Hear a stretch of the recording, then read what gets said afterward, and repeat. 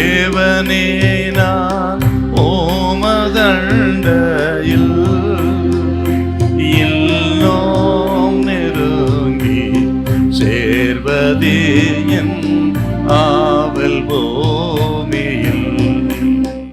மத்திய 23:3 வாசியம் பார்க்கலாம். ஆகையால் நீங்கள் கை கொள்ளும்படி அவர்கள் உங்களுக்கு சொல்லுகிற யாவையும் கை கொண்டு செய்யுங்கள். அவர்கள் செய்கையின்படியோ செய்யாதிருங்க. ஏனெனில் அவர்கள் சொல்லுகிறார்கள் சொல்லியும் செய்யாதிருக்கிறார்கள். என்ன சொல்றாரு பாருங்க. இந்த 23 முதல் வசனம் வாசிங்க பார்க்கலாம்.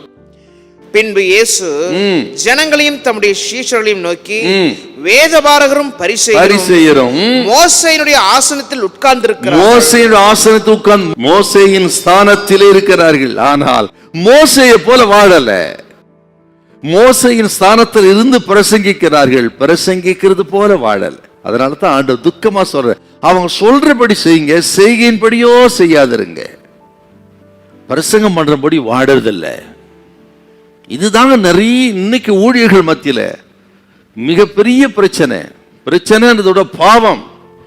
நாம் என்ன பிரசங்கம் பண்றோமோ அதன்படி வாழணும். ஆக வாழ முடியல அந்த பிரசங்கம் பண்ணக்கூடாது.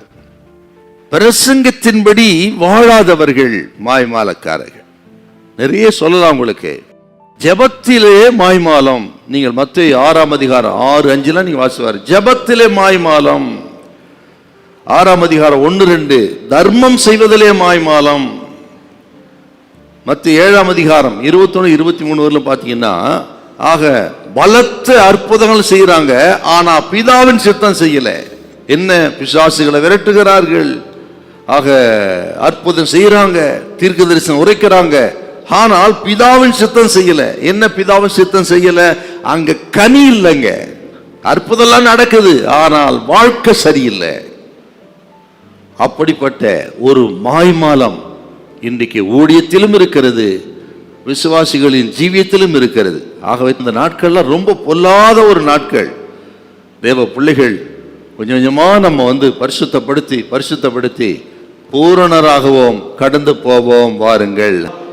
ஆக நாள்தோறும் பூரணத்துக்கு நேராய் போக கர்த்தர் உதவி செய்வாரார். சரி, இதுக்கு என்னங்க பரிகாரம்? இந்த மாய்மாலம் போறதுக்கு முதல் ஒரு பரிகாரம் இருக்கு. என்னன்னு கேட்டா, ஒரு வியாதியஸ்தன், ஒரு நோயாளி தான் ஒரு நோயாளின்னு முதல்ல அவன் உணரணும். உணர்ந்தா தான் டாக்டர் இடத்துல போவான், வைத்தியம் பண்ணுவான், சரியாயிரும். நோயாளின்னு உணராத வரையிலும் அவன் அப்படியே கடந்து அந்த நோயில செத்துத்தான் போவான். ஆக முதல்ல இந்த மாய்மாலங்கிற வியாதிக்கு பரிகாரம் என்னன்னா, முதல்ல அந்த வியாதி எனக்கு இருக்குன்னு உணரணும். பிறகுதான் வைத்தியராகி இயேசுவிடத்தில் வரணும், அவர் சொஸ்தப்படுத்துவார். ஆக எந்தெந்த பகுதியில் நாம் தவறி இருக்கிறோம், உண்மைதான் ஆண்டவரே, நான் நீங்கெல்லாம் தவறி இருக்கிறேன், என்ன மன்னியும் சொல்லி பரிகாரியை கர்த்தர் பரம வைத்தியராகி இயேசுவிடத்தில் வருவோம். இந்நாளிலே ஆண்டவர் இயேசு தமது இரத்தத்தினால் நம்ம கழுவி சுத்தப்படுத்தி நம்மை பரிசுத்தப்படுத்தி இந்த நாளிலே மிகப்பெரிய ஒரு பரிசுத்தத்தை கர்த்தர் தருவாராக. ஹல்லேலூயா, ஹல்லேலூயா.